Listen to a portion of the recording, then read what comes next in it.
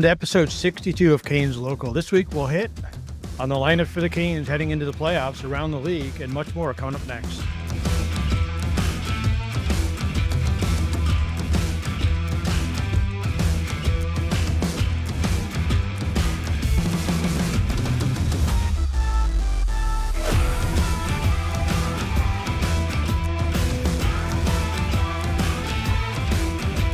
All right, so we'll do a lead-in with a little format change. One of my cohorts thought it would be a good idea, and I think it's a great idea too. Let's lead in with a question. So, given what he's doing in the American League, should Bradly Nadeau be in the playoff lineup for the Hurricanes? I don't know if playoff lineup, but I would like to see him get called up at least for these last 2 games just to give him a little bit of a shakedown, especially if he's going to be part of your kind of quote unquote black aces going into playoffs. I wouldn't mind already getting him up previously and just letting him be a part of this organization. Now, the problem I run into, and the problem that Chicago is going to run into too, is you're asking for a kid to get called up that's not going to play at all during playoffs, and like Chicago needs him. Now, this is actually might be a good question for you. Is Chicago currently in playoffs? Like the Wolves currently in playoffs for the AHL? They are, yeah. They are? Mm-hmm. Like, yeah. okay. I think they're like the 3rd or 4th seed in their conference. Gotcha. And then, so my question, like, does that cause, like, we've already had kind of problems with the Chicago organization, and I don't want to have not another AHL team next season. So does that create more drama than good? Kind of, I guess I'm going to counter your question with another question. Yeah, no, I don't know that it. I don't know. It's hard to say because I don't know the inner workings of the two teams, but I think it's going to come down to what do the Canes need in heading into the playoffs? Are they missing a guy like that can? But I mean, he's not proven he can score like that in the big league. So, you never know. It's just going to be hard to tell what they're going to need. But because they got a lot of guys coming in, and there's going to be some good players sitting out. When everybody comes back off injury. So it's going to be a delicate balance to throw an 18 or 19-year-old kid into the lineup without any real, battle scars when it comes to an NHL season. So, well, my question, would you call him up for the 2 games? I mean, I would, because the Canes have nothing to gain by those 2 games. So I would say, if you're going to put him in the lineup as part of your black aces, then I would say yes, put him in the lineup. Even if you're just testing him for next season, I wouldn't mind seeing him in the lineup. I don't know that you can. Why would? I don't know that you can now. I mean, because you don't really have. Can you free up any cap space to do it? I mean, we have a couple million in cap space still available. I know, but I think you have to have so many. You're only allowed so many active rostered players, right? Yeah, but you also have to remember that I'm pretty sure Tyson Yost is on a 2-way contract. Yeah, so you send him back. You send him back to Chicago, or another guy who's also on a 2-way contract. That, again, it depends on how we're doing decor wise, but just to get into guy a look. I mean, you can send Scott Morrow back to Chicago, let him play the last 2 or 3 games of the regular season there for the AHL, let him play 60 minutes, and then he's gonna come back up for playoffs anyways. Mm-hmm. Like to me, I just want to see Nadeau because I want to see he's doing it in the American Hockey League. Not saying that he's going to step in for 2 games and all of a sudden he's going to score 5 goals. Like, and that's not what I'm saying, but I want to see if he's able to compete at this level. And I'm not saying that he needs to be in our lineup for playoffs. I'm not saying that at all, but I'm saying, like, if he's possibly going to be in our lineup next season, which I think everybody's kind of in that mindset of, if he's scoring at this clip, I mean, he's almost a point-a-game player in the American Hockey League, which is not easy to do. Like, especially as a 19-year-old. Yeah. And so he's already doing that. And if he's already at that level in that league and he's dominating that league as much as he is, why not at least see in these last 2 games when it really doesn't make any difference to see, can he compete at this level? And if he can, cool. He's just giving himself a further step ahead than everybody else next year going into training camp. Yeah, I mean, I think it's more. I don't know if they will do it. That's tough because obviously you want to have him get looks and everything in the NHL, but at the same time, do you want to bring him up and risk him getting hurt? I mean, I know that's the risk you run even in the AHL games. So, and they're probably a little bit more intense, honestly, at this point than probably the NHL games would be. But you just never know with that kind of stuff. And you know, you do want to respect Chicago because they are. I mean, they're fighting to win a championship as well. So, but again, at the end of the day, I mean, it is the Canes players that are there, Yeah. so they can do whatever they want. But I do think he probably makes the team, or at least he gets a good look at training camp next year, especially if he's scoring at this rate. Because again, since the Canes got rid of Natchez, they haven't really had, and I'm not going to say Natchez was just a goal scorer, but they haven't had a guy that just puts the puck in the net. I mean, Jarvis could I was be gonna say Seth Jarvis has stepped up Jarvis quite could be nicely. the asterisk to that for sure. But yeah, I mean, I don't know. I mean, I was trying to pull up Natchez's stats in the AHL, but I couldn't find it. But I'm pretty sure he has more goals than Natchez ever had in a season in the Mhm. AHL as well. Because I know Natchez played in Charlotte for a few years before he Yeah, he went up and ended up down. He was coming up. up and down for a while. He Yeah. was, yeah. I think he played a game in 17-18, and then he had 7 games in 18-19, and then 19-20 was his first full season with the Canes. So, yeah, he probably spent 2 or 3 years down in the AHL, and I'm pretty sure Nadeau already has more goals. I don't know if he has more points, but I know he has more goals. So it's good. I mean, it's good to see, but you never know. My question, I guess, one final question before we hop off the Nadeau situation is a big part of his success this year has come from playing with Ryan Suzuki. And is it a situation where you try and put the two of them still together on it? Because I think Nick is right there. He's right on the cusp of being maybe a fourth line center, even possibly like a third line role center kind of guy. But if you have that kind of chemistry with a guy like Nadeau, who is an out and out goal scorer, we see it. We see it right now, currently going on with Dylan Strome and Alex Ovechkin, where Dylan Strome, before he got on the line with Ovi and was playing with Ovi consistently, we were he bounced up and down in Chicago. He didn't really get a ton of playing time there.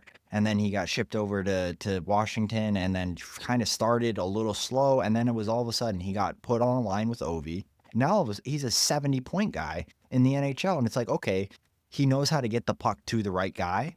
And it's the guy who can score the goal. And it's like, part of me is like, okay, if these guys already have this amount of chemistry, would you not?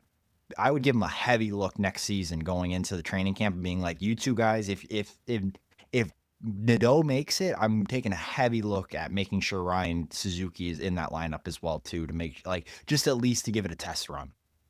Yeah.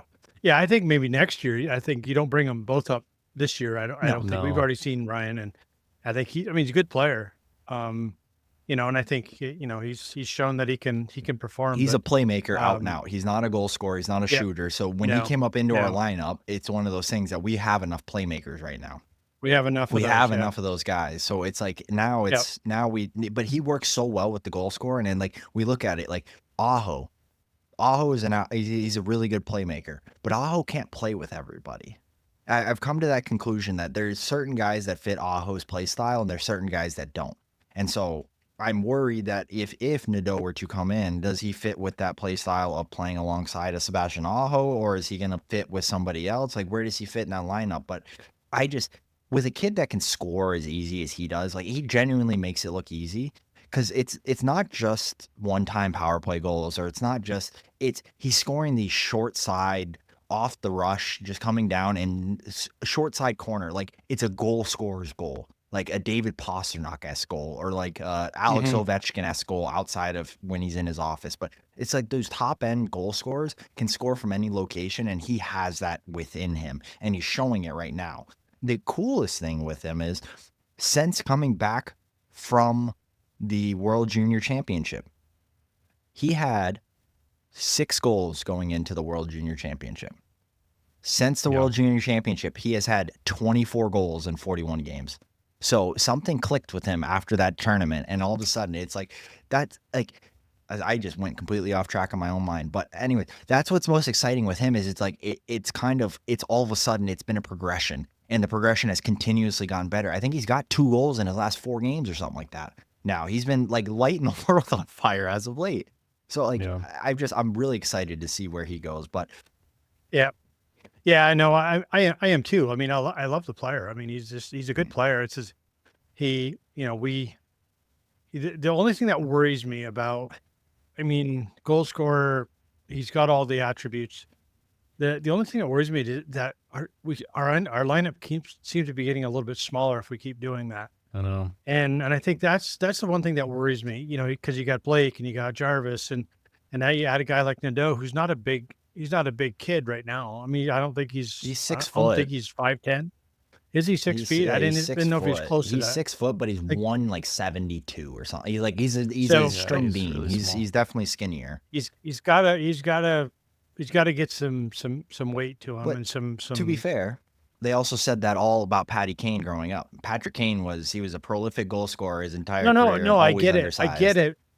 I get it, but at the same time, we can't have the whole team like that. So we have to make sure that we don't have too much of that build in our forward lineup I mean, you gotta, because yeah.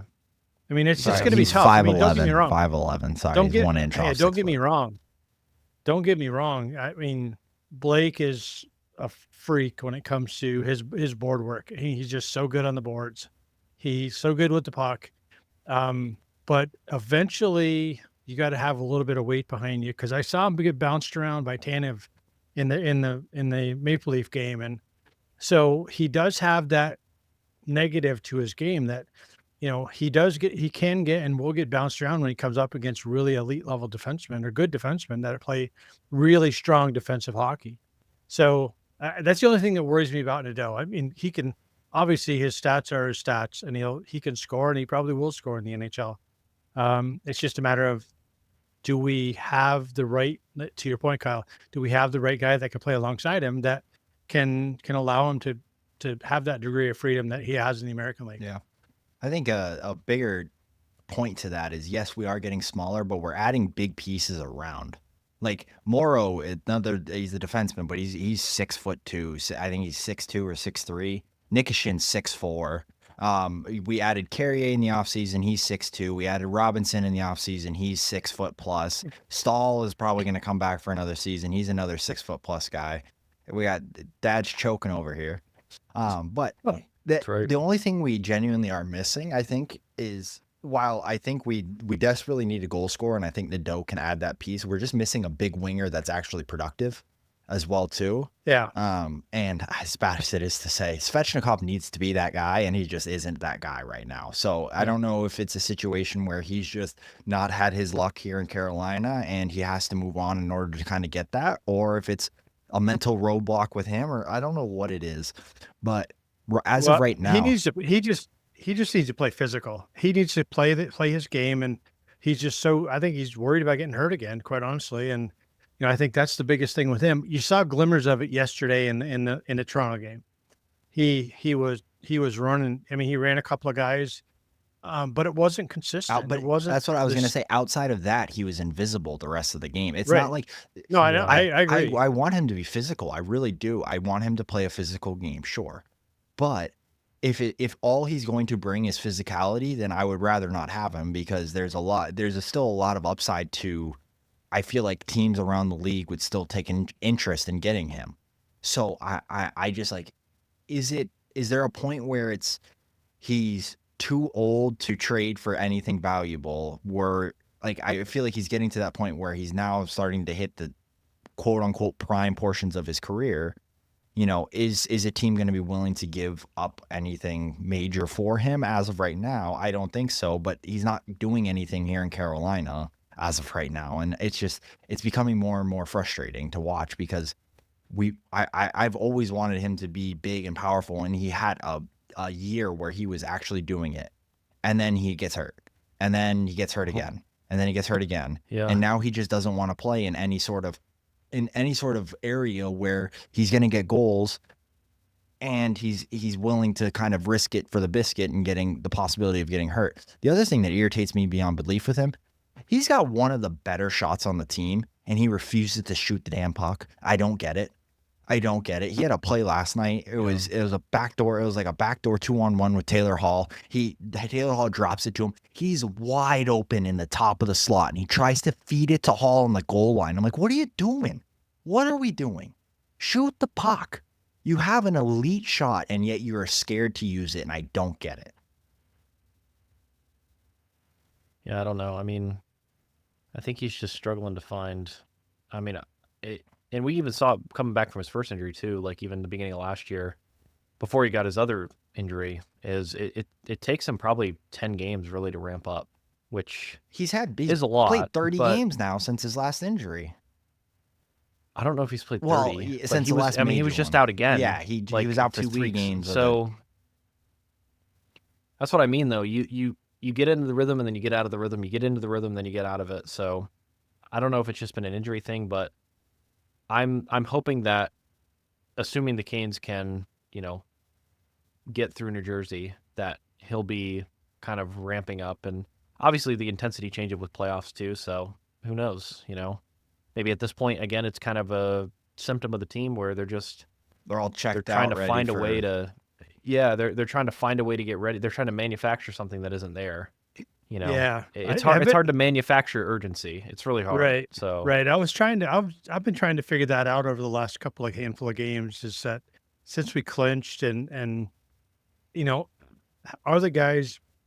I mean, they look good against New York, but I think New York looked like crap. So, what did they really yeah, look? they were in good? Cancun Well, already. you want to So- know what they really looked They like? had the golf That clubs game ready. last night was a perfect example of what they really look like. Because you talk about a team with no urgency versus a team with urgency. Toronto does not want to play either of those Florida teams in the first round. They want to win that God, division. I don't want to play. So they are playing I don't want with... to play Ottawa either. But yeah, They know would what you rather play Ottawa than play out of those 3, Florida or it's Tampa. the lesser of the 2 evils. I yeah. promise you, upside and down, they'd rather play Ottawa versus those other 2. So they're a team that's actually fighting for position still because they don't want to drop. Because if they do drop, the only team that's going to take over from them is Tampa Bay, meaning they have to play the Tampa. Florida Panthers in the first round. And that is the last thing in the world they want to do. So they were playing with urgency last night. Carolina was not, and yet still had some of the better end of the play, in my opinion. I thought we so just too. couldn't get a defensive play. Because I'm not even going to say it's a save because it really wasn't a save. It was we couldn't get a defensive play. And that's how I felt like a lot of these games have been as of late. There's been some soft goals, majority coming from 52, not so much from Anderson. But in reality, we have been so soft defensively, and it's coming from the same crew. I mean, talk about being lost. Did you guys see that goal, the Matthews goal that he scored last night when him and Morgan Riley went back and forth? Oh yeah. Granted, Oh, yeah. Jacob Yeah, Slavin made a tough pinch. I'll give him that. But you're like at Jacob Slavin, he covers so much for Brent Burns. So much. It's actually just disgusting. He looks tired now because of how much he's had to cover for him this season. And yet he takes one bad pinch and then Brent Burns goes flopping like a fish. It doesn't even cover anything. He's covering the goal line. And there's a backdoor feed right up to the top of the slot. And then he's still fishing around on the ice and it goes right back across to the guy that he was just covering. And he leaves him.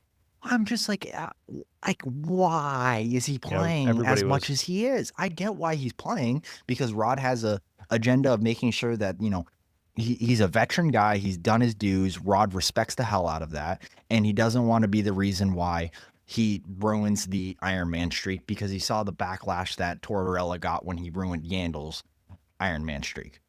So I think Rod's seeing a little bit of that.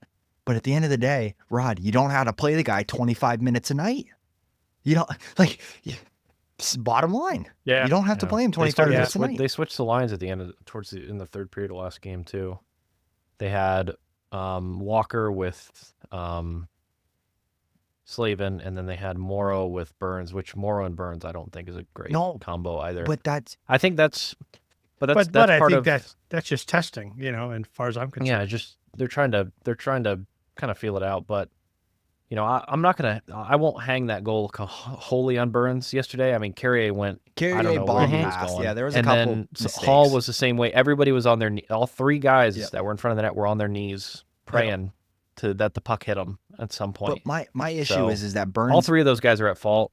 But Burns goes from covering that guy to then trying to fish over across to a shot he's never going to get to instead of just staying on his guy. I'm assuming Anderson has a better chance making that save on a one-on-one shot against Morgan Riley than he does on the backdoor one-timer from Austin Matthews. That's the part where I struggle with that goal is it's like we play a man-on-man system and you refuse to play it that way. Like Yeah, Yeah. that's your guy. Yeah, It's off yeah. the rush, so it's a little bit tougher. I mean, it's kind of, you're just trying to survive the rush kind of thing. But yeah, I mean, obviously everybody knows he struggles, and even, all the Canes fans are they're tough on him. And I'm trying to find some positive out of this if I can. It's hard because he hasn't been great. I mean, there were some plays that Morrow made yesterday that I was very Yeah, I was worried. like, He "Ooh." was really soft yesterday. I was like, what is going Yeah. on? Like, I haven't Yeah. seen this from him before. He was timid. I mean, he saw, like, man, people are sleeping on Toronto. Toronto's heavy. Like, they are big. All their defensemen are huge. Their Mhm. forwards, they got a lot of big guys on the forward end too. I mean, they're a team that I don't think a lot of teams are ready to play in the playoffs. I don't Yep. really think they understand how good Toronto actually is as far as just being heavy, They being hard to play against. There are 2 acquisitions at the deadline. Instead of going out and grabbing another goal scorer or another offensive presence, they Yeah. actually Yep. went out and added shit that they needed. And it actually is Yeah. going to Yeah. work for them because they added Brandon I Carlo, agree. another 6'2" plus defenseman who can play a heavy Yeah. playoff style hockey game. And he's a top 4 defenseman, like a legitimate top 4 Yeah. defenseman. And then they add Scott Lawton, another guy who's an energizer bunny, who's a going depth in on guy, the yeah. forecheck. He's 6 foot plus as well. He's heavy. He plays a heavy game and he can score goals as well too. That I Mhm. wholeheartedly agree with you. Toronto got better.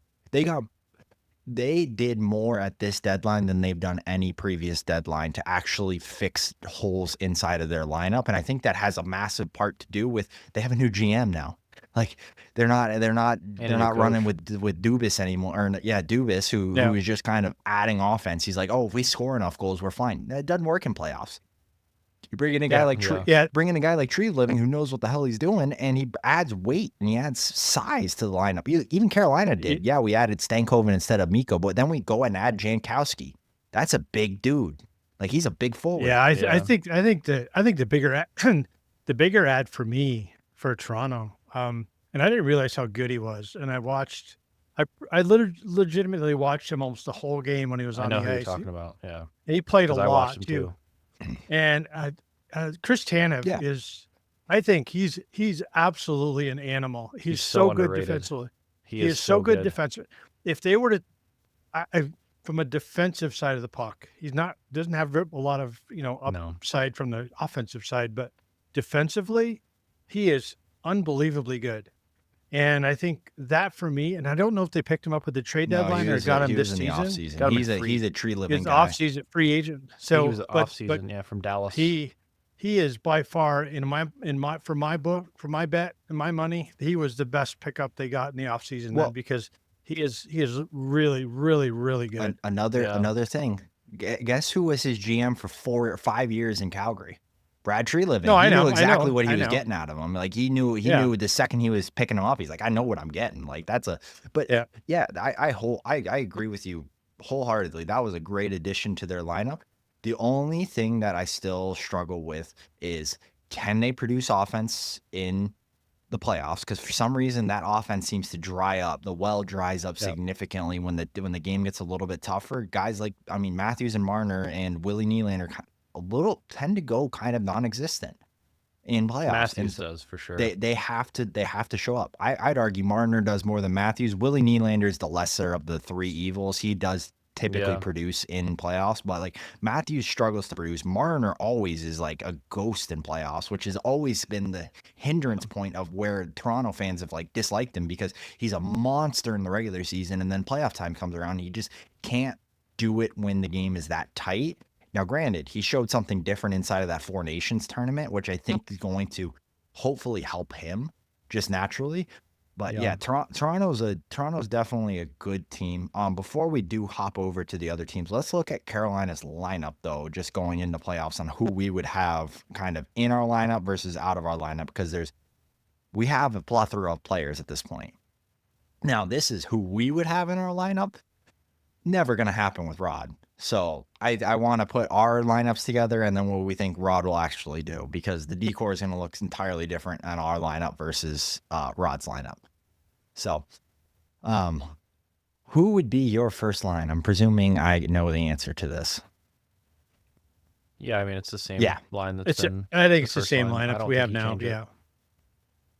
Yeah, I wouldn't change anything about that line. No, I I think wouldn't either. they're just so dynamic. They create so And the much one thing with offense. Blake, I think he just had an off night last night. I don't think it was. I think Tanev, yes, he's a very good defenseman, 100%. The amount of times he got bounced, I think it was more of an off night issue than Tanev just being like that much better at defending him. Because we've seen him going up against Victor Hedman, and he's popped out of corners and like dragged off. And Victor Hedman's arguably the strongest defenseman, or one of them in the NHL. So again, I think it was more of an off night for Blake than that, but I agree with you. I think the top line stays.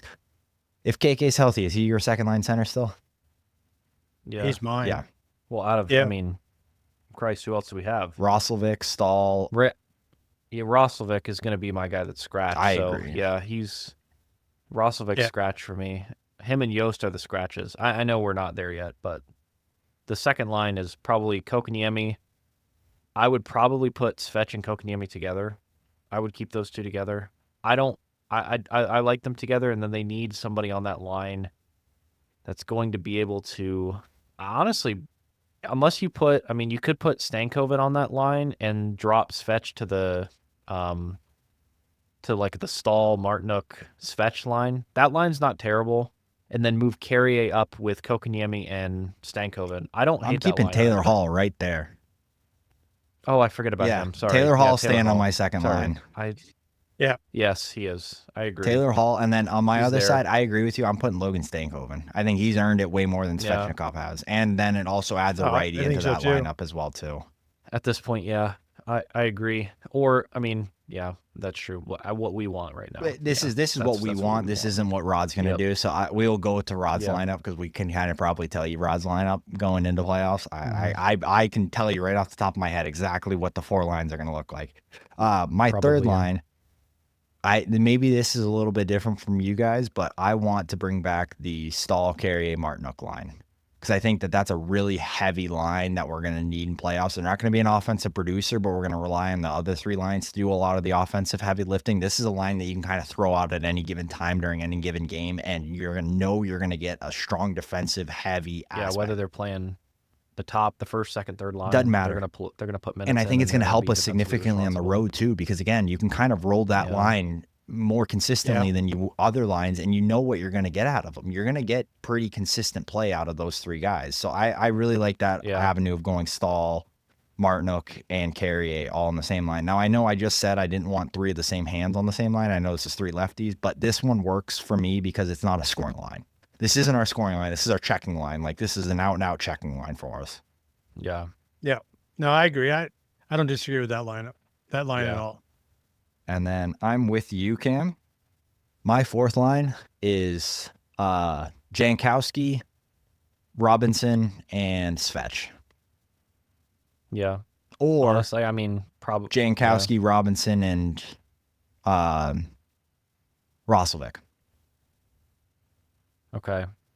I don't know if I scratched Svech, but I understand what you're saying. Like, yeah, I get it. Out of those four guys, those are the two guys that would be rotating in the lineup for me right now. I think Robinson's added way too much this season, and Jankowski's been a horse. So, yeah, I know. I think Roslovic is center depth. I think right now Roslovic's played much better than Svech has. But Svech is also a big dude that can, in playoffs, if he decides to turn it on, he can turn it on. No, I get it. I do. I get it. If he's going to do that, then I go Svech. But if he's not, if he's going to play like he's played here recently, then I say keep Roslovic in the lineup and let Svech, earn his way back in. I agree. I don't disagree there. So now, for our hopeful D pairing, that's never going to happen. This actually kind of it's interesting because I'm trying to figure out who plays where and what plays the best. And it's a little bit of a struggle because part of me wants to put Slavin and Walker together because I think that's a really good shutdown pairing. And I think that, I think both of them can add more offense to their game if they're knowing that they had somebody on the other side of them that could play defensively strong. And both of those guys could work really well off each other. But then it leaves, I feel like, a massive hole within our lineup, which a player can fill, and I know he can fill based on watching a lot of his games as of late, but whether he makes it into the lineup or not. My second D pairing, or maybe this would be the third, but my second would probably be Ghost Chatfield, maybe, like kind of that combination. idea, maybe, or that's like my third pairing. But Nikishin and not Morrow, I think, horrible. would be a good combo together because Nikishin can play a real strong defensive game and Morrow can play a real good puck moving game. My only dilemma is it's two rookies on the same D pairing going into playoffs. So it's like that's where I'm like, does Walker then shift with Nikishin and Morrow with Slavin, but then you're relying on Scott Morrow to play 23 minutes a night or something along the like it becomes a bigger dilemma for me. Or you put Morrow with Slavin and then you play all 3D pairings like a pretty regular kind of 17, 18 minutes, and hopefully that we can just kind of grind our way through Yeah. the whole thing. Yeah, I like the Walker piece because I think he's done for me for my money. He has earned his stripes. He's earned more ice time as far as I'm concerned. I mean, Rod's gonna see it completely different and Gleason as well. But he played the way he played yesterday and against the Rangers. I thought he was probably our best defenseman. In all honesty, and I'm not cutting you off, like the way he's played the second half of the season, I think he's been arguably No, I one know. of our I was best just defensemen. referencing. Yeah. No, I get what you're saying. He's quick. He's fast. His gaps are tight as all can get out, and it was so fun to watch him when he was on the ice. You know, he does make a couple of boo boos here and there, but for the most part, man, I tell you, having him alongside Jacob Slavin, I think that would be absolutely electric. I really, I would love to see it. So then, It's not going to happen. what would the rest of But your I'd love to see D it. pairing look like in that situation if Walker and You know, I Slavin are don't know if I together? put I don't know if I'd put Ghost and was it Ghost and Chatfield you had together? I think as long as Chatfield can play a little bit more defensively sound game than he does, because he tends to get a little bit jittery in his own zone, and I think Ghost can do that too to some degree. So, I don't know. I love the poise of Morrow and maybe putting him with Chatfield. They're not going to put two because righties and two lefties. So, and even in I our get dream it. lineup, Unfortunately, You're not asking me what I know. the righty lefty. You're asking me what my lineup pairing That's should true. be, and that's who I think. That because I think Morrow's got a lot of stability to his game. He's really confident in his own zone. Yesterday made a couple of boners, but at the end of it, I think he's I think he's My God. that's not the choice of word I would have used, but that's all right. well, it just the Yeah, I'm ebb over the your ebbs shoulder. and flows here, but it's not a G-rated show. So, Hey, anyways, he just made a couple golly. of bad plays, and but I think they're few and far between from what we've seen. He of probably him. made a couple of those in Toronto with a couple of those plays because they're getting excited off of the turnover. Yeah. But No, he was Yeah. bad, honestly. So, but thought I he think, was- he was but bad. Nikishin, I mean, if he's here, he needs to. And again, I don't know how quickly he can blend into the lineup as far as our system goes. so he- one thing. Sorry, well, last thing. Ska, only team in the KHL, plays man-on-man defensive zone. So he's done it for the past 5 seasons. No, I do. I understand. I do. I get that. And I think it's going to be easier for sure, but The pace will be but better. it's still yeah. it's still the NHL, still the pace is going to be different. It's going to be different for him. So to see if he can kind of work his way into that quickly, I think that's going to be the key. So I mean, I do hope he plays in a game or two, coming up and is able to get that kind of that feel for the game. Because if Montreal's still fighting for a playoff spot, then that Wednesday night game is going to be tough. Well, if they're still fighting for a playoff spot, he's not getting his Canadian visa before that Montreal game. I promise you that. Yeah. Yeah. I'm on the tinfoil hat I- train because they got Demidov's visa done very quickly, and now all of a sudden it's taken forever to get Nikishin's done. But yet Montreal's not locked in a playoff spot, and we got to play them even on his Wednesday. even his US visa is taking forever too. I mean, Yeah. What'd you say? Yeah, I don't think it is. I don't think Canadian immigration is that. I don't know. Maybe they are that spiteful. Who the hell knows? But if they were to delay it because of that reason, I think there'd be other things that we need to talk about. But we'll see. But I'd like to see him get Did in a that game. guy from the Flyers that got signed by the Flyers, has he played in a game yet, or does he have his visa? Yeah, I don't I know. don't I even don't know who Because know. that him and is. Demidov got Yeah, me signed on the neither. exact same day, and Demidov's playing tonight. Yeah, he just took warm-ups. Yeah, I saw it. he's I was playing just looking. tonight. Yeah. So, like I said, it wasn't more. Nikishin got signed 2 days after Demidov. So, in reality, he should have it ready by Ottawa if that's the case. But Demidov's visa was already ready. The only problem they had was getting him here. It wasn't a visa issue; it was getting him here issue. Yeah, and that's kind of like, it's kind of is what still is hesitating me to even include him in the sixth rotation, is because it's like, until he's here, and I've said Yeah. this, I mean, God, you probably are sick of me saying it, but like, how long have I been saying, like, until he's actually here, I don't really want to Yeah. talk about him. Like, Well, I've been saying it for he probably is 2 years signed since for we the started, Carolina but Hurricanes now. So the next time I he hits the understand, ice but will he's be the still got to Carolina get here, Hurricanes. man. I understand, but he's still got to get here. That's still the Yeah. hang up. Like, it's not like he's coming from, a country that's quite friendly with the one we're currently in. So That's fair. it's kind of, it's tough. It is, because obviously Russia doesn't have a U.S. consulate that's available. So he has to fly to another country that has a U.S. consulate to get a U.S. visa. And then he has to do the same thing for the Canadian visa as well. So Yeah. that's why, Demonov had to go to, I think it was the Emirates, and basically go to the U.S. consulate and the Canadian consulate there Yeah. to get.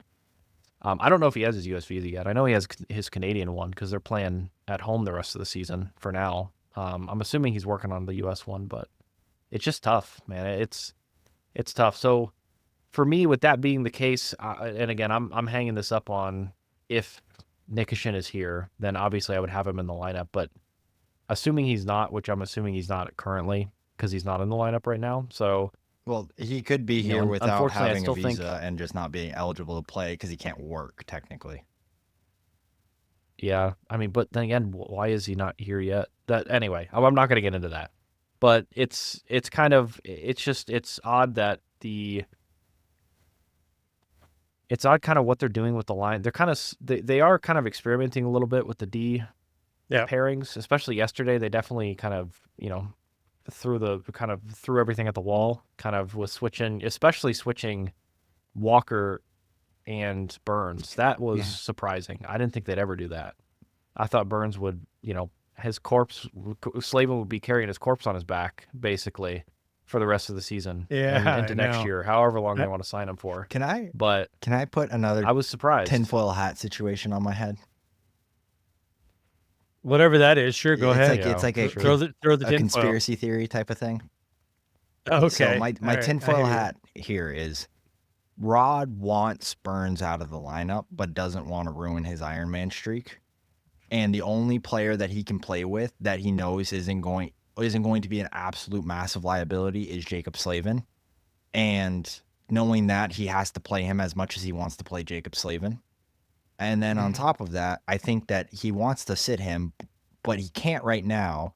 So he wants Morrow to get as much experience as possible playing in the NHL. So that's why Ghost has sat out. That's why Orlov has sat out. That's why other defensemen around the Canes have sat out. I wouldn't be surprised if Ghost is ready to go and then somebody else comes up with a injury or something along those lines to where they're out the next 2 games and Morrow's playing in both of those on the defensive pair as well too. Part of me thinks that because when I watch that goal, I look at Rod's face and I can see him just like he's looking at Burns and he just looks like frustrated. He looks irritated in a way, like not at the player, but just at the play. Like it's at his play. It's not at the guy. He's not angry at Brent Burns, but he's just angry that he can't play at that same level that he used to. So is there a world in your mind where you see Rod possibly doing this to where he's not ruining Brent Burns' Iron Man streak, but he's getting more and more conditioned and ready to actually game 1 in playoffs? Like Burns is out of the lineup, you're playing, you're in. This is our 6. We're more comfortable. Is with the this. Iron Man streak? Is it the Iron Man streak? Doesn't count in playoffs. Regular season only. Doesn't count in playoffs.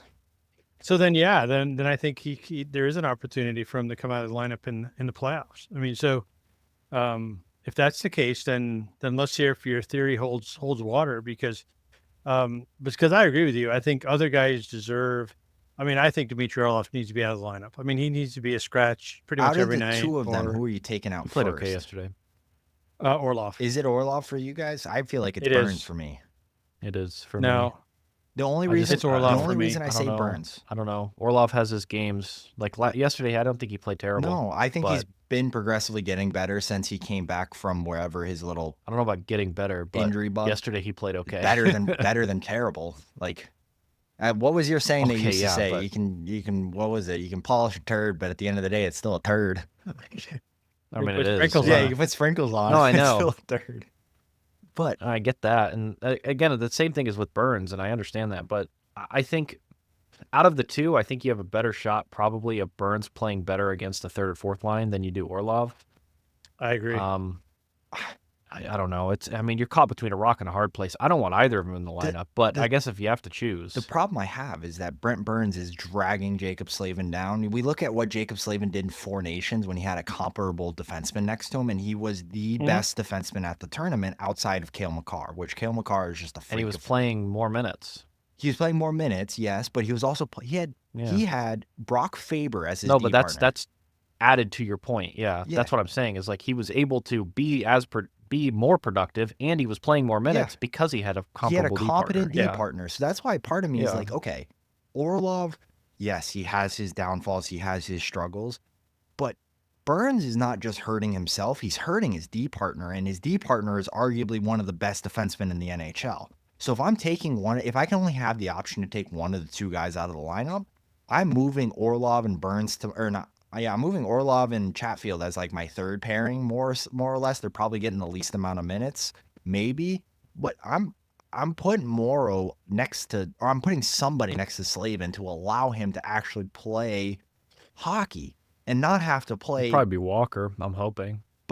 Yeah, no, I think I Walker deserves it. I don't think we're disagreeing there on any level. Well, I was saying I would take I Burns out before Orlov if I only had the option no, to take one. well, but what I was saying was he can stay in, but he doesn't play top line minutes. Somebody else plays alongside Jacob. The issue is I Agreed. think So he could play. I think, he could play. He can match up as a third line pairing against Yeah, but who's his D other partner? I don't hate levels that. better than Orlov. Who's his Put D him partner alongside though? Chatfield. Alongside Put him alongside Chatfield. I mean, If we're Dmitry picking, Orlov yes. is. I mean, Brett Burns has got a better, in my opinion, got a better hockey IQ than Dmitry Orlov, and I think he can play that level better against the lower level of the line. So then you're playing for lack of a better term. Ghost and Morrow together. Sure. We saw that yesterday. said they it were earlier. -2 They yesterday. did. They played together quite a bit when Orlov was sitting or hurt or whatever it was. They were the pairing. So and they didn't look terrible.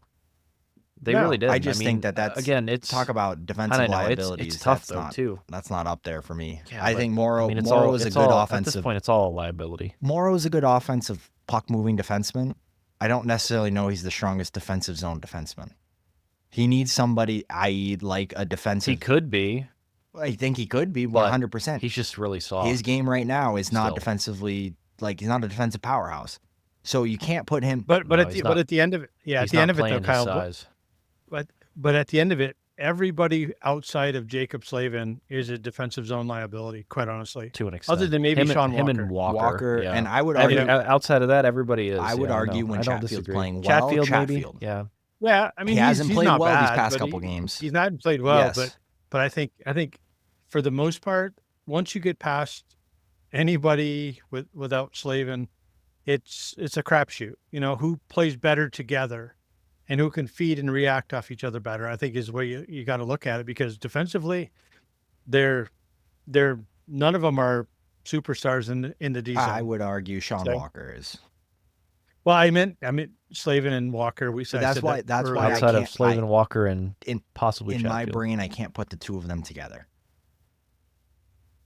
Because then I mean, then it just because, again, if it's they can just they can play 25, it's a big 26 guessing minutes a game, but that means Yeah. that for 35, 40 minutes of the game, you're talking about having 4 defensive liabilities out on the ice all at the same time. Yeah, We're going to get I mean, it's, lit uh, up. it's a tough job. I don't envy Gleason right now. I really don't. But Again, when but you we know when you that don't we know the what to do, lineup's going to be Burns, Slavin. exactly. Yeah. When you don't know what to do, you go back to what you're You know, comfortable with. So you know, that's what it's so- going to be. So It's going to be what it is. yep. You know, we have our 2 cents, and it's all it's worth is 2 cents. Yeah. So, All I know is that Yep, if we can get both Nikishin and Morrow in the D-core lineup, I love our D-core significantly more than I do with Burns and Orlov in it. So whatever they oh, you're not going to get an argument there. whatever combo it is, I think it's just a better overall combo. I wholeheartedly agree with that. I think it's tough to put Morrow with Slavin because Slavin's going to require to play 25, 26 minutes in order for us to get the most out of him. I don't know if Morrow's capable of doing that at this point. Would also be interested in possibly seeing Nikishin with Slavin because Nikishin does play 25, 26 minutes a night in the KHL, and he also leads the KHL in goal scoring by defensemen and points by defensemen for the last 5 seasons. So talk about like that's another avenue. There's 2 lefties, yes, but that might just be the juice that we needed. You throw Chatfield with Ghost and you put Morrow and Walker together. I mean, I wouldn't hate it. That's for sure. Mm-hmm. All right, I feel like that's enough Canes talk. We probably should move to the rest of the league, right? Yeah. Well, actually, no. Oh. Let's take one more. I got one more question for you guys, and then we'll table the Canes and talk about the rest of the chaos around the NHL. So who's starting game 1 in the net? It's Freddie. Yeah. I mean, I'm not questioning that anymore. I don't know. It's Freddie, but it's got to be Freddie with a short leash. It's got to be Freddie with a shorter leash than last year. I don't know. Honestly, I don't know. But I think he rides Freddie. I think you ride Freddie the whole way. Okay, we've rid Freddie the past 4 years. Kochekov's been. What have we gotten? Man. Well, I'm not arguing with you, Kyle. I'm just saying, the way Kochekov's been playing. I mean, he played decent against the Rangers. He didn't play great, but he played decent. Any of the 3 goals are going in on Freddie, by the way. I went back and watched that. That first goal that you said was a little bit leaky. He was out challenging. It was a screen in front of him. He was a great shot. It goes posting in. That's beating Freddie. Promise you. And the other 2 are beating Freddie as well too. I think he had. Just trying to think matchup too. I think he had. Like if you think you got Devils first round. Realistically, they're without Jack Hughes. So they're probably going to be hemmed in their zone a lot. So that means you're probably going to see a lesser amount of shots. If you see any shots, they're going to be from the outside. Yep. So Freddie's better when he sees less shots than Kochekov is.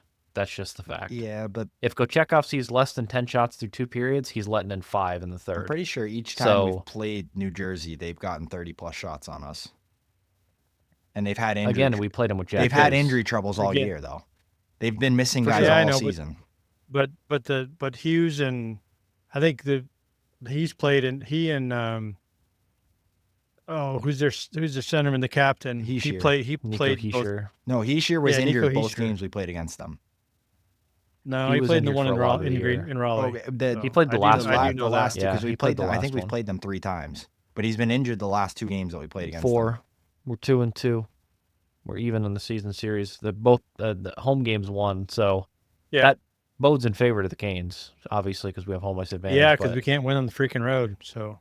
Oh my God. Okay, I don't want to get into that. All right, so let's not go there. So, all right, it's Freddie. Can I just one last point on the goaltending? The only reason I'm saying Freddie on a shorter leash is because when we turned to Kochekov last year, he went 2-0 in that Ranger series, and then for some reason in Game 6 we decided to go back to Freddie, and we ended up losing Game 6. I don't get that decision still to this day. We just won 2 games, one on the road with Freddie or with Kochetkov. We're going back to MSG and we go back to Freddie and he lets up 6. Okay. And 2 from below the goal line. Yeah, well, we'll see what happens, but we'll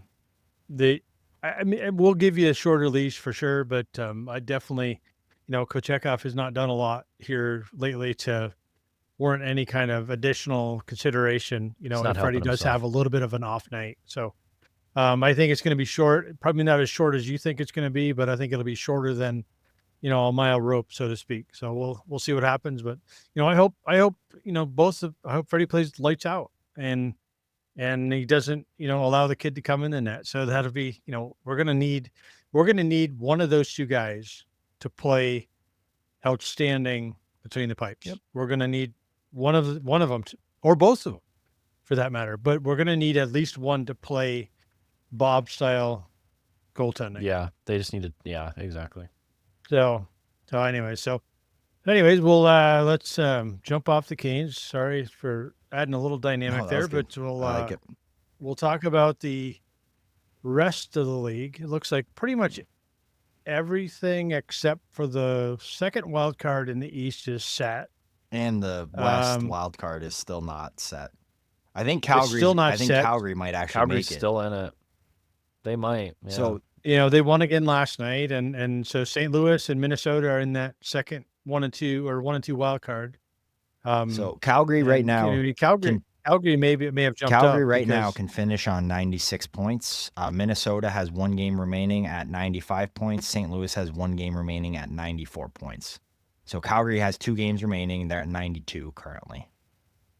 So, Do they beat- but the Yeah. Calgary, I think St. Louis beats them on the tiebreak with the Exactly. They That's what I have was gonna ask. they regulation. have beat 'em on the one tiebreak. more regulation win than right now. right now. And then the next one is, I believe, goal differential or goals against. So St. Louis they have to win. I don't know where. Like I said, I don't know 100% all the tiebreakers and everything like that. I do know on regulation wins, because in regulation and overtime wins, St. Louis has 39, Calgary has 35. So if that's the next tiebreaker, I'm not sure. But on regulation wins, Calgary's on 30 and St. Louis is on 31. So Okay. So if Calgary wins both games, they have 32. St. Louis wins, they'll have 32 as well too. They'll be tied on points as well. So I think the third tiebreak is the regulation win I thought it was goals overtime against. I don't think so. I'll look it up, but I'm pretty sure it goes to the other. It goes through the win part of it first, and then. But anyways, but I mean, St. Louis. I mean, all of those teams have their destiny in their own hands. So, unless Calgary loses a game, if Calgary loses one of the 2 games, then It's locked up. those 2 are Yeah. locked in. Yeah, But St. Yeah. Louis has their last games against Utah. So yeah. who's Minnesota's last game against? Minnesota's last game is against Anaheim. So most likely those 2 are probably going to solidify those games via there. But wonder So who Calgary plays. the third tiebreak. They play Vegas and is- LA. And LA at home. Yeah, Calgary's out, sorry. Cam, you're muted, by the way. So the third tiebreak is the games won, excluding one by shootout. Okay, so it's So there it's would be- ROW. Yeah, ROW. ROW. Yeah. So it's an overtime So win. St. Louis wins that tiebreaker no matter what. Yeah. No matter what. So yeah, if they St. win- Louis wins out, they're in. If so they just have to win their if last Minnesota game. and St. Louis both win their last game, it doesn't matter what Calgary They're does. in. Yes, Doesn't it makes no difference. but and plus So, Calgary's got to and play then- Vegas and LA at home. They're playing LA Yeah. LA on the road. So you know how tough it is to play inside Staples Center. Yeah. They've only lost like 4 or 5 games there this year. I feel like Yeah. Yeah. even ridiculous. So and then Montreal's the only other one. So they play Chicago tonight. So I mean, for all intents and purposes, this is a game they should win. Quite honestly, this should be the clinching game. Uh, And then if this this should be is it. not, then boy howdy, let me tell you, I think Columbus is actually going to do it. I think they're gonna do it. Because if Yeah, if 'cause- Montreal do. doesn't win tonight, I don't know why. I have a feeling that they're going to lose tonight, and then they would also lose against Carolina, and they would lose those points, and it would then become up to Columbus to basically win out their 2 games, which I don't know who Columbus plays in those last 2. I'm going to look right now. But, man, I feel like we might not play Montreal, or Montreal might not make the playoffs. Like we were just saying it, now all of a sudden the gap's gotten significantly closer. Columbus has Philly Columbus and only has the 1 game. Islanders both teams that aren't in playoffs. so- Yeah, so Oh, Yeah. I'll tell Yeah, you what, so, man. I mean, they've been playing really well here lately. but Montreal's got to win again, tonight I think if they don't win tonight, they're out. Yep. because I don't know why. I don't think they're going to be able to win.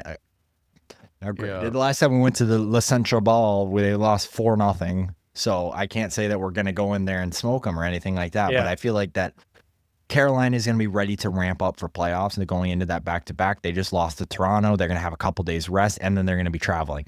Montreal plays tonight. They do have an off day, but then they go right back at it on Wednesday night with Carolina. Again, if Montreal doesn't solidify their position tonight, I'm with Cam. I don't think they do it. But then Yeah, because Columbus is at home on Thursday. Yeah, too. it's up to Columbus though. At Yeah, that point, but Columbus has to win out though, right? yes, they have to win They both have games. to. I mean, Yeah. yeah. So I mean, they're winnable games for Philly sure. and New York are both very yeah. winnable games for Columbus. Yeah. I mean, I've said for a long time, I love Columbus. I love the way they play and what they're playing for and how kind of their season, how it's turned around. Would So, you rather see one team? I'd love to see Montreal. Would you rather see one I'd love team to see over another Montreal. make it? Which one would you rather see? I'd rather see Montreal make it for a couple of different reasons. I think because they, growing up, that was sort of my team growing Yeah. up. So I'd like it for that factor. But the other factor is I don't want to play Columbus. I think I'd rather No. play Montreal than I'd rather play Columbus right now. I think, granted, Montreal's playing exceptionally well right now, but Columbus, if we were to match up against Columbus, they just have our number. I mean, we've said it before. He's like a Canes killer. I mean, every game he has 2 or 3 goals, and so to have that as a team you go up against, I would rather put my money playing the Canadians than the Blue Jackets. Yeah, I mean it's tough though. You never know. I mean, both those teams can be good on any given night, kind of thing. So, but yeah, I mean, I really think Montreal wins tonight. I think they're coming into this. I don't think St. Louis is going to let them lose, kind of thing. I think they know how important this game is. Yeah. I think they really do. Like they're gonna have the most urgency playing a team that has so far was the out first from any team level out. of urgency. Yeah, But like they're not even close. I mean, these are also those games. I wouldn't be surprised if Chicago scratched Bedard or something tonight. Like I don't even know what the lineups are. I know the game's puck drop's probably happening right now, but I don't. yeah, like I said, that's gonna be the only game I'm watching. I don't tonight, foresee though, for sure. Chicago benching Bedard, but the only thing that I do see possibly happening, I think Montreal, yes, I think they're going to play with a lot of urgency, but Cam, you know this as well as I do. Dad, you know this as well too. When you're playing with that much urgency, sometimes it becomes a negative where you're gripping the stick too much. Talk about a team that has absolutely nothing to worry about. Chicago is playing as free as they've played in a long time. They actually look halfway decent as of late. They've been winning some games that they shouldn't be winning. But like, I'm not saying that it's going to happen, but I could see a world where Chicago ends up taking down Montreal tonight. And then, like I said, it's a weird situation going into Wednesday. But Yeah, I know it is.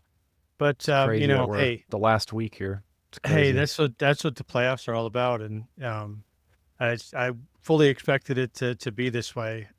Just glad we clinched a week or so ago, or maybe it wasn't quite a week ago, but it's Devils. Like I said, we can't overlook them either, even with all their injuries. They're gonna be They're good. they're gonna be good, and I think I was watching some other podcast. This guy was absolutely he should be dating Markstrom because he was just all over him as far as how good he is, and he's gonna be the Canes killer. He's gonna be this. He's gonna be that. I guess we'll see. He's not. I mean, he's good goaltender. Don't get me wrong, but he's not all no, that. he's okay at best. So he's okay.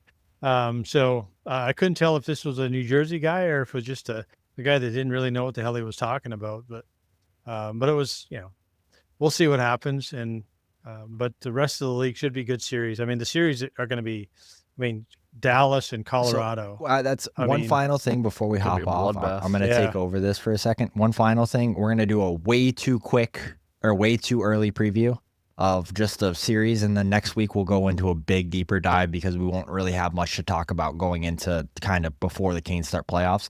So as of right now, it is going to be, I'll start from the top and we'll work down. So Washington versus Montreal, who do you have in that series?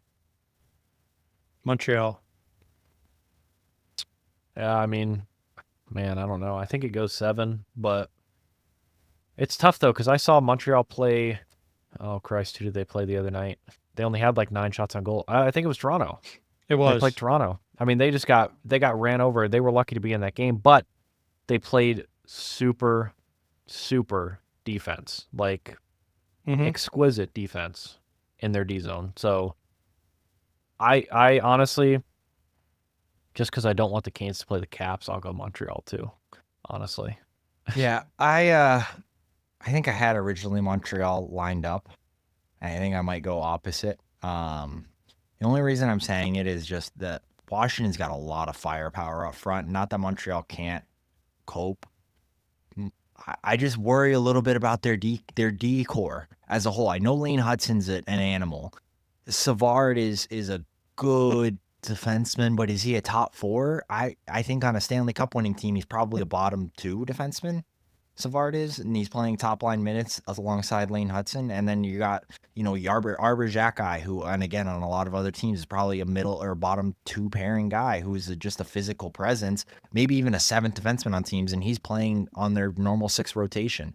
I really like Gooley. He's a good defenseman. I think he's got a lot of upside. They're just really young. And I think Washington's got too much firepower up front. It's really going to come down to goaltending. I don't have faith in either one. So I'm going to put a little bit more faith into Washington's deep D-core and their offensive ability. I don't want to play Washington, but I actually wouldn't really mind playing Washington because I'm sorry, but their best goalie just got hurt.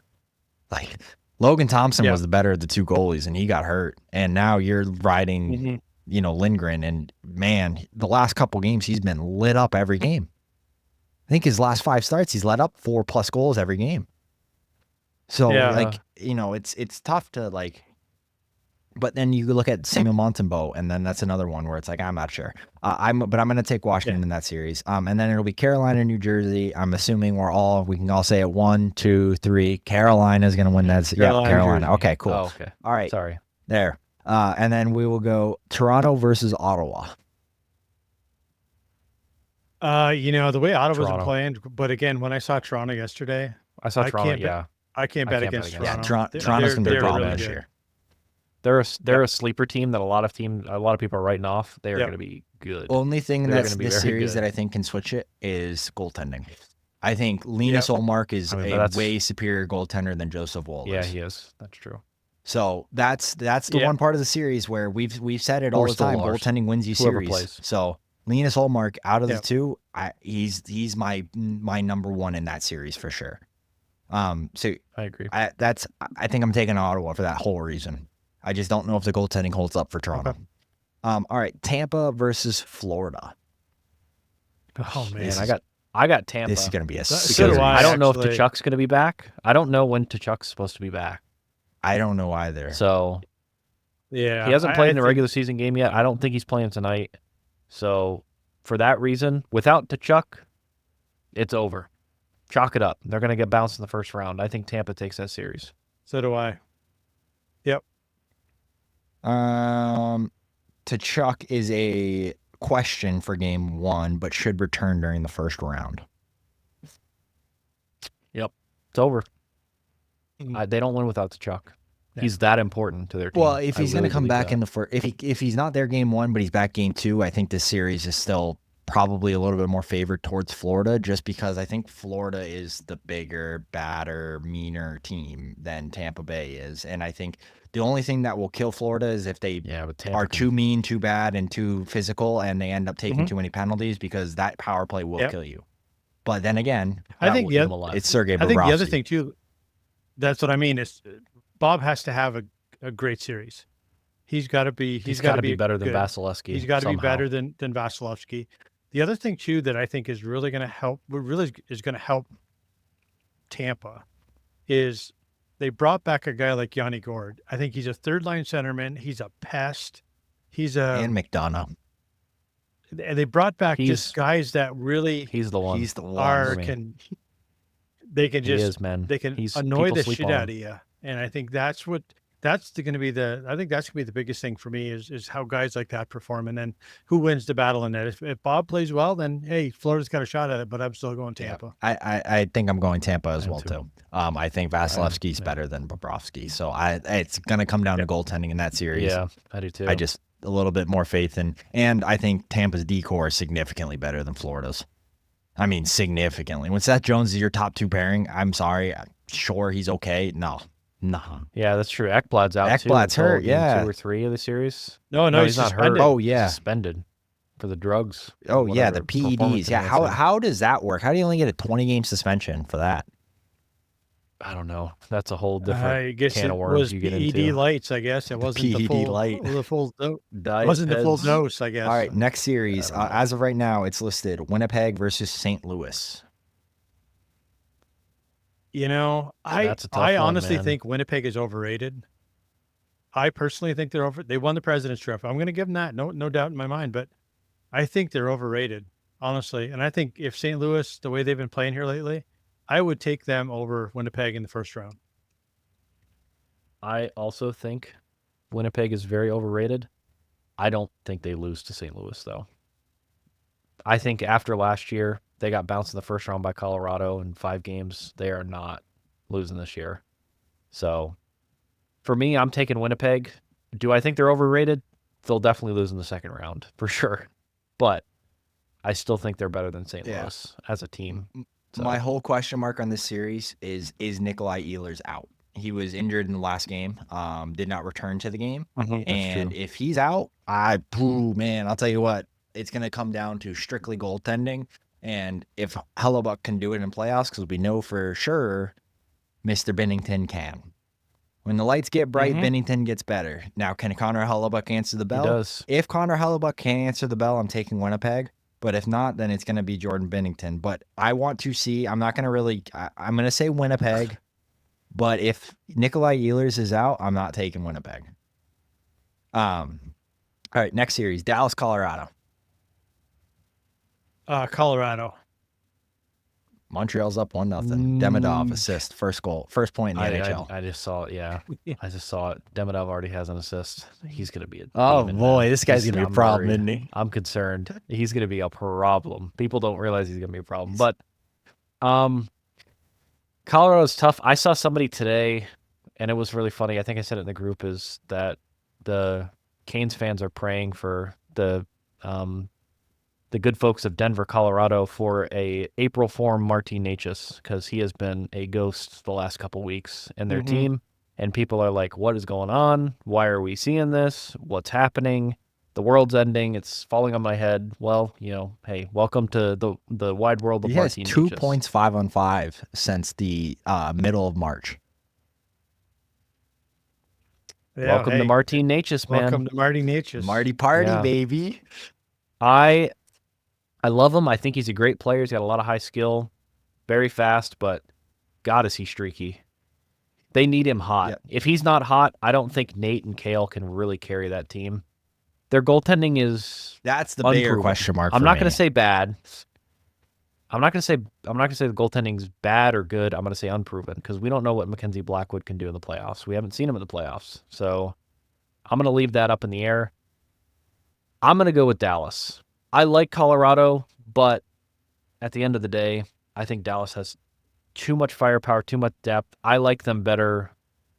Offensive depth, defensive depth, and goaltending, all 3 sides. So I'm going to have to go with them. I think it's going to be very close. So Yeah. it's going to go. I think it's going to go to Game 7, but So- it's going to be close. Cam, I don't know if you know this. Heiskanen's out. I do know that. I do know Heiskanen's out, which is a problem. That's a massive He's probably going to be hole. out for the first or. It's going to be a problem, for sure. I don't foresee a world where Maybe not the defensive depth. I probably give the advantage to Colorado. Yeah. Then I just don't see a I'm world where Thomas Harley is your number one guy and he's the one that's going to have to carry the load against Nathan McKinnon and Cale Makar. Maybe just me. I Yeah. think Thomas Harley is a great defenseman. I think he's Yeah. going to be really good. He's young, but without Miro Heiskanen, that's going to be a hell of a series. The one X factor in this series, and I think this is the only difference. can Jake Ottinger stand on his head? Because if he stands on his head like he did in that Calgary series a couple years back, or even in the last couple rounds of playoffs, he stood on his head. But if he can do that again, I don't think Mackenzie Blackwood can match. I just don't think he can go toe to toe with Jake Ottinger. But I have a hard time saying that because we haven't seen him, so it's tough for me to say that he can or just can't. based off of even He's what he's played done well in the for- regular season now as of late. I agree. Yeah. So I mean that's an unproven for me. I'm trying not to take that into consideration because we don't really know. Yep. So Yeah, obviously I think Ottinger's the better goalie overall. yeah, but still. there's no doubt about that. I think the other piece, which why I like Colorado, is I love the ads they made, which I think are good. They're good depth pieces for a playoff perspective. They added a guy like Brock Nelson. They added a guy like Charlie Coyle. They added some really heavy. They're heavy. They're a big team, and in a grindy series against a team like Dallas, I think, they added Rantanen, but quite honestly, I mean, I'm not sure Rantanen's all that outside of Colorado. So I don't think he is he's either. But playing, you look at the rest of the Dallas lineup; they got. You want to talk about depth? I get it. He doesn't have to be. He doesn't have to. I mean, Matt Duchene is their third line center, and he's got over 60 points this year. Like they got depth, man. I know. No, I know. I'm not arguing with you, but I think the addition of a guy like Brock Nelson, I said I'd take him twice on Sunday on our team, and a guy like Charlie Coyle. I mean, they're big, heavy players. They grind the puck really well, and they play a really physical game. And I think that's going to be the telltale of it, is how Dallas can match the physicality of Colorado, and how they contain Nathan McKinnon and Cale So McCarr. let me pose. That's why I'm still going Colorado. One final question: if you had a pick between three centers, which three centers are you going to take, just based off of your lineup? I have a suspicion that I know the answer. It's either your 1-2-3 punch is either Nathan McKinnon, Brock Nelson, Charlie Coyle, or your 1-2-3 punch is Robertson, Wyatt Johnson, and Matt Duchene.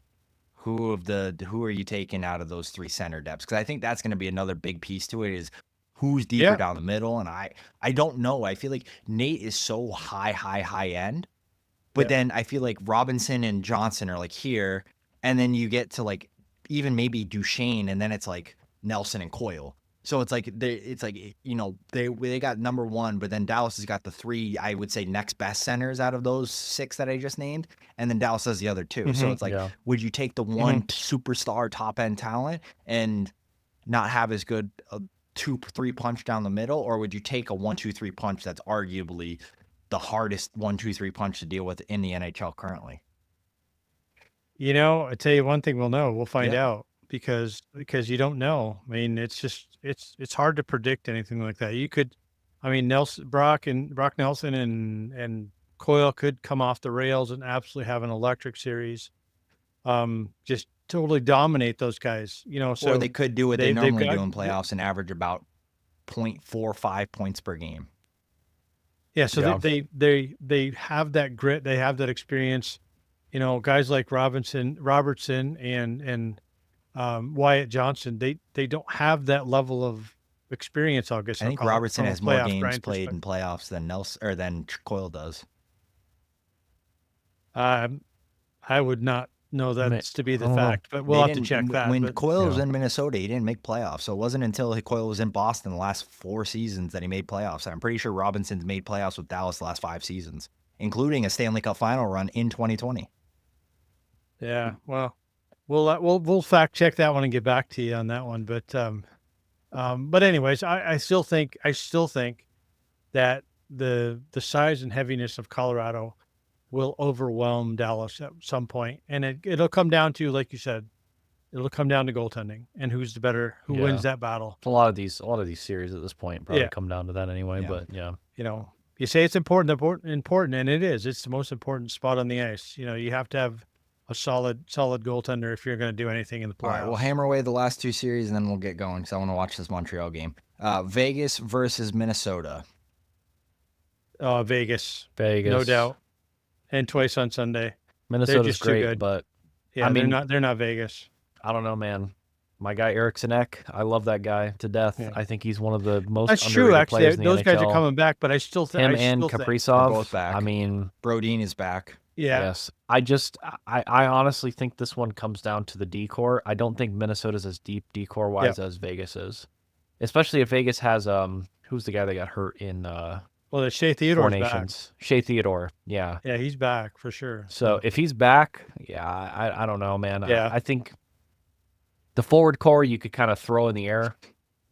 Either one of them, they can be, both have their stars. Obviously, Eichel on Vegas side, but I think it's the D core. I mean, the goaltending as well is kind of, Gustafsson versus Aiden Hill. That was going to be my whole point. I'm taking Minnesota. I think Philip Gustafsson is significantly better than anything that Vegas He's can really put good, out on yeah. the ice. And I I agree. mean, Gustafsson had a 9.20 this year. He's arguably up for, outside of Connor Hellebuck, he's the second best goaltender as far as statistics go this year. He's been lights out. Yeah. Philip Gustafsson to me is up there as one of the better goalies in the NHL. And maybe I'm crazy in that regard, but I mean, I'm taking Minnesota. I still think Vegas has too much. I just think they're too for much them. on the D side, and they're. Yep. I still think that they're comparable on the forward side to each other. They both, like I said, they both have their superstars, but I think Vegas is just so stingy defensively that it's going to be tough for Minnesota to break them. I mean, I'll Like they give you, need to. Kyle, that the goalie's better. Oh, also, no doubt. I will. Yeah. Minnesota has that kid from Denver coming, that Zeev Bullion or whatever. Yeah. Steve William or whatever. And talk about NHL ready. That guy's about as NHL ready as he's electric. Yeah. So be on the lookout for that. The one thing so that adds a big piece to your decor. Now, Cam, I'm gonna kind of go against you a little bit here because I think Minnesota could possibly have a little bit of a deeper decor as far as the overall players inside of the decor. Not saying the top end talent, because I think Pietrangelo, although Brock Faber is right there, I think. I mean, you're talking Brock Faber, you're talking Jake He's very Middleton, good. who's been an animal, Jared Spurgeon, who's always been really good, Jonas Brodin, who I would argue is probably the second or third best defensive defenseman in the NHL, only behind Slavin and Tanev. Like, he's right there, and he could be above Tanev. Like, they're right in that conversation. This Jonas Brodin guy is ridiculous. Zeev Bulliam is now back. And then they also have Zach Bogosian, who is their number 6 defenseman. Zach Bogosian is a big, heavy defenseman. I mean, talk about a lineup. And then you go look at Vegas. I would argue that outside of the forward group, which I think is Vegas has the advantage in because they just have a lot of big, heavy forwards. I mean, you have Nicholas Hague, good. They have a playoff He's team. a good defenseman. Yeah. Noah Hannafin, a good defenseman. I'm not saying like I think Faber's better than both of those guys. I think Brodin is better than both of those guys. You have Pietrangelo, who's like the X factor. He's a monster. Shea Theodore, yes, he's very good. So that's your top 4. I argue maybe the top 4 maybe a little bit stronger, but then you have Zach Whitecloud and Braden McNabb as your bottom 2. Does Demidov have another point? But they're enormous. He just scored. Jesus.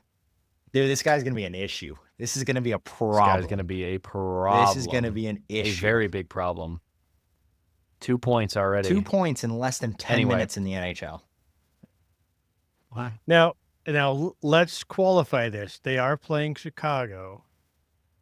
So, I mean, granted, Chicago's been playing well. Who's playing in net for Chicago? I'm pretty sure Nathan McGarrett. It's Soderblom's playing, so it's not Spencer Knight. Let's see the goals first. I want to see both of the goals and see how they came up. But to have 2 points in if they went in off his to helmet. have 2 points in your first game, and he's playing on the third Oh line. my God. He's playing with Alex Newhook and Joel Armia, and he's got 2 I know. points. He's playing with 2 suitcases. That's what I'm and getting he's at. having Is to like carry think the of line. him with like Suzuki and Caulfield. This is going to be God, disgusting. it's going to be a problem. Anyway, we'll go to the last series here. so we Yes. can, Okay. Yeah. I want to go watch this game. enjoy. Okay. Edmonton I know. and LA. LA's got home ice advantage. LA. I have LA. LA winning the series. Ekholm's out basically for not the whole playoffs, but they're basically saying like unless they make it to the Cup final, he's probably done. Yeah. And Ekholm is their guy, like their anchor. That is their whole thing. Is their defense is absolutely a train And wreck. Stuart Skinner's not So- much At this better. point, yeah. No, I mean, when you're relying on Darnell Nurse to be your go-to guy on Now, the back end, I mean, you're in a world let of me hurt. say, Yep. Darnell Nurse has probably played the best hockey he has had since he's signed this contract, but he's still only playing like a $6 million defenseman, not a 9. So yes, it's still not a solution. As crazy as this might sound, I don't think there's much of a chance of Edmonton even coming close to winning this series because I I don't think either. the most important player on that team is not Connor McDavid. It is not Leon Draisaitl. It is Matthias Ekholm. Because without him, that Mhm. team is nothing. Yeah. Because Mhm. they're going to score 4 goals, but they're also going to allow 7. So it doesn't Yep. really make a difference on how many goals you score because you Yeah. can't defend, can't get the puck out of your net. So Yep. I got LA winning that series pretty handedly as well too. Yep. Yeah, I I think do we all too. do So too. So, all right, They might get sweep. us out of here, Dad. all right. Wrap us up. Let's get Yep. rolling. Let's rock and roll. So again, thanks everybody for listening. Those that made it this far, we really do appreciate it. So like, subscribe, and share with friends and family. And we'll bring more of this stuff to you if we can, and get your support. So until next week, for Cam, Kyle, and myself, have a great week.